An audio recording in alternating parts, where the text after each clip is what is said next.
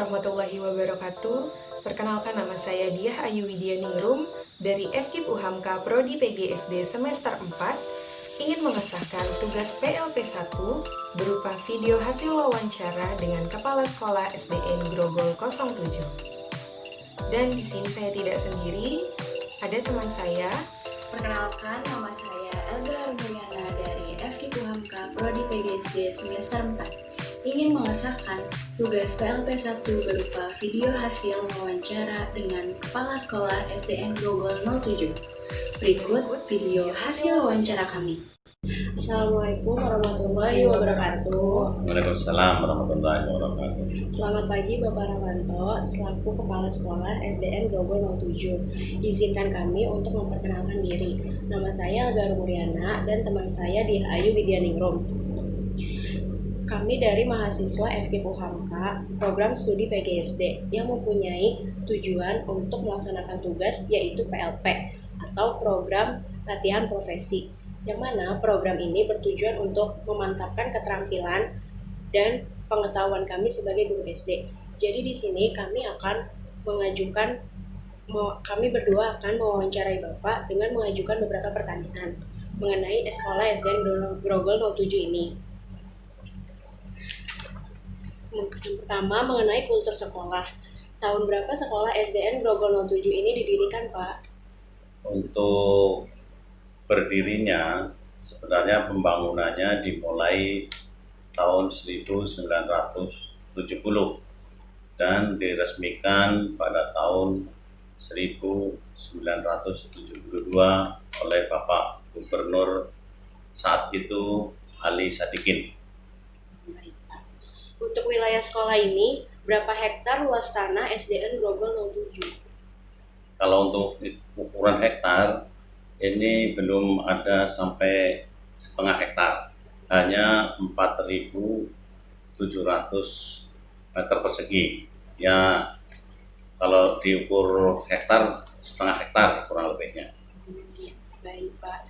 Selanjutnya, secara keseluruhan terdapat berapa ruangan yang ada di sekolah ini, baik ruang guru, ruang kelas, ataupun ruang kantor, dan lain-lain? Kalau untuk ruang kelas ada 12. Untuk ruang guru 1, untuk ruang prasekolah 1, ruang TU 1, ruang OKS 1, ruang lab 1, perpustakaan 1. Mungkin ada lagi Bu Mami yang belum saya sebutkan ruangan. Ya. Sudah cukup. Kantin? Bukan kantin kan, bukan ruangan. Iya. Berapa jumlah seluruh karyawan yang ada di SDN Grogol 07? Untuk karyawan ini ada 20 yang terdiri dari guru ada 15, untuk TU 2, penjaga 2, dan satpam 1. Selanjutnya, Pak, berapa jumlah seluruh peserta didik yang ada di SD Grogol 07 ini? Untuk saat ini SD Grogol 07 itu jumlah peserta didik seluruhnya ada 342 siswa, terdiri dari 172 laki-laki dan 170 perempuan. Oke, baik.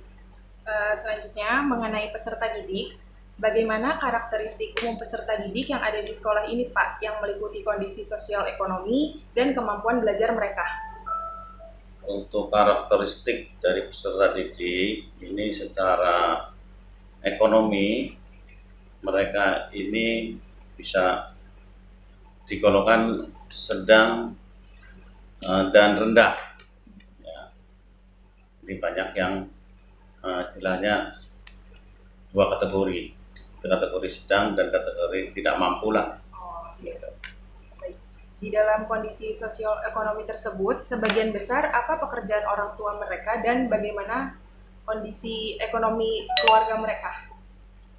Ya, untuk pekerjaan orang tua, mereka itu sebagian besar adalah buruh dan pedagang. Dan untuk ekonomi mereka ya di bawah rata-rata Oh, gitu. banyak kan Ya. yang lalu lintas. Lalu bagaimana kondisi kemampuan belajar peserta didik di sekolah ini, Pak? Alhamdulillah kondisi kemampuan belajar peserta didik cukup bagus, walaupun dengan keadaan ekonomi yang mungkin kurang mendukung, tapi semangat anak-anak sangat bagus. Selanjutnya Pak, mengenai struktur organisasi dan tata kerja di sekolah. Bagaimana struktur organisasi yang terdapat pada sekolah ini, Pak? Jadi struktur organisasi itu seperti biasa, terdiri dari kepala sekolah, wakil kepala sekolah, terus guru-guru, serta pembagiannya guru-guru itu ada yang ditugaskan untuk guru menangani contohnya bidang-bidang tertentu ya, misalnya pramuka, UKS, adiwiyata, dan seterusnya. Dan tidak terlepas dari itu juga strukturnya kita juga bekerjasama dengan komite sekolah. Berarti guru-guru tersebut melaksanakan tugas dari setiap strukturnya ya, Pak? Ya, Oh, dengan strukturnya. Tadi Pak mengenai adiwiyata, sekolah ini berarti udah termasuk sekolah adiwiyata. Ya, betul. Nah, saya mau tanya Pak, sudah sampai tingkat mana sekolah adiwiyata yang ada di SDN Grogol 07? Untuk sekolah adiwiyata ini, SDN Grogol 7, alhamdulillah sudah mencapai tingkat kota. Menjelang tahun ini kita agendakan untuk maju ke tingkat provinsi. Apakah di dalam sekolah adiwiyata, kan di sekolah ini sekolah adiwiyata Pak, Ya, lalu apakah murid-murid dilibatkan dalam menjalankan sekolah adiwiyata? ya. Untuk adiwiyata, semua stakeholder itu berperan, baik orang tua, wali murid, guru, maupun siswa, terutama siswa. Ini adalah sebagai objek utama, karena mereka yang menjalankan setiap harinya. Lalu Pak, mengenai implementasi peraturan dan tata tertib sekolah. Di setiap sekolah pasti ada tata tertib. Apa saja tata tertib yang diterapkan di SDN Grogol 07? Tata tertib banyak sekali, tapi secara garis besar dari mulai masuk kita sudah menetapkan bahwa masuk mulai pukul 6.30. Jadi anak-anak, guru-guru semuanya harus sampai di sekolah sebelum pukul 6.30. Terus berikutnya tata tertib ini dilaksanakan baik oleh guru maupun oleh siswa. Di dalam tata tertib tersebut, jika ada yang melanggar, apa saja hukuman yang diberikan? Ada aturan-aturan dalam istilahnya untuk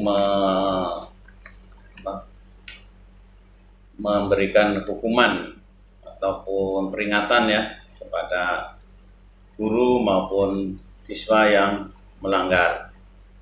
Nah, misalnya untuk guru kita panggil secara lisan, nanti tertulis dan seterusnya.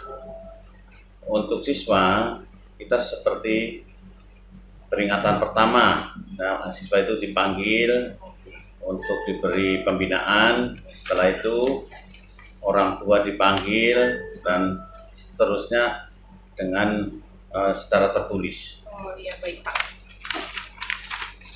Selanjutnya Pak, mengenai kegiatan seremonial formal di sekolah. Untuk kegiatan dilaksanakan di sekolah ini, apakah setiap hari Senin diadakan upacara bendera? Ya, alhamdulillah di SD kita, Grogol 07 ini, setiap hari Senin dilaksanakan upacara pengibaran bendera Sang Merah Putih. Bagaimana dengan pembinanya, Pak? Apakah pembinanya Bapak Kepala Sekolah atau secara bergilir? Kayak misalnya ada guru yang membinanya atau ada pergantian dalam pembina? Untuk pembina upacara ini bergilir.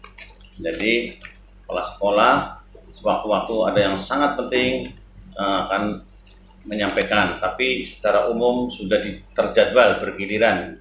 Setiap guru dari kelas 1 sampai kelas 6 kebagian untuk menjadi pembina upacara. Mengenai kegiatan yang di SD ini kan di setiap lembaga terdapat kegiatan rapat ya Pak. Ya. Di sekolah ini sendiri, Bapak selaku kepala sekolah mengadakan rapat dengan guru-guru itu berapa kali Pak? Secara teragendakan itu 1 bulan sekali. Oh, 1 bulan sekali. Ya. Itu biasanya mengenai apa Pak? Mengenai evaluasi program-program yang kita sudah laksanakan. Ya. Terus juga rapat itu juga bisa suatu waktu bisa berubah atau bertambah, itu sesuai dengan kondisinya. Misalnya ada hal-hal yang penting harus dirapatkan, maka rapat mendadak pun dilaksanakan. Untuk mengenai pelajaran Pak, di setiap pertemuan diadakan briefing tidak sebelum pelajaran dimulai? Untuk di sini itu briefing pagi, diusahakan sebelum pertemuan ada briefing pagi di ruang guru. Nah, nanti guru dan kepala sekolah itu memberikan masukan-masukan apa yang akan diperkuat atau yang sudah diperkuat. Ya, baik Pak. Selanjutnya Pak, mengenai kegiatan rutin berupa kurikuler, kokurikuler, dan ekstrakurikuler. Adakah ekstrakurikuler di sekolah ini dan apa saja ekstrakurikuler tersebut? Ya, alhamdulillah di SD Grogol 7 ini cukup banyak ya ekstrakurikulernya, terdiri dari pramuka, terus taekwondo, terus marching band, tari, dan futsal. Lalu Pak, apakah setiap guru diberikan tugas untuk bertanggung jawab pada setiap ekstrakurikuler? Ya, setiap program ekstrakurikuler ada guru yang ditunjuk untuk menjadi penanggung jawab. Ya, selanjutnya Pak, apakah peserta didik di sini sering melaksanakan study tour dengan mengunjungi museum atau tempat-tempat bersejarah? Untuk study tour selama saya di sini kan baru setahun ini belum pernah. Selanjutnya Pak, mengenai praktik pembiasaan dan kebiasaan positif. Pembiasaan apa saja yang ada di sekolah ini? Pembiasaan yang tiap hari dilaksanakan diantaranya yaitu ada yang dinamakan dengan penyambutan siswa setiap pagi. Jadi guru dan kepala sekolah menyambut siswa di gerbang untuk mengecek juga keberadaan siswa dan melihat kesiapan siswa-siswa tersebut, serta untuk memberikan keyakinan kepada orang tua bahwa anaknya sudah sampai dan aman di sekolah. Oh, iya. Lalu Pak, apa saja kebiasaan positif yang dilakukan di sekolah ini? Sekolah ini banyak ya kegiatan positif, misalnya sholat berjamaah, untuk sholat zuhur, terus untuk UKS itu ada program Jumantik ya, juru pemantau jentik ya. Untuk kepramukaan juga ada program-program yang memang bagus itu dari kakak pembina.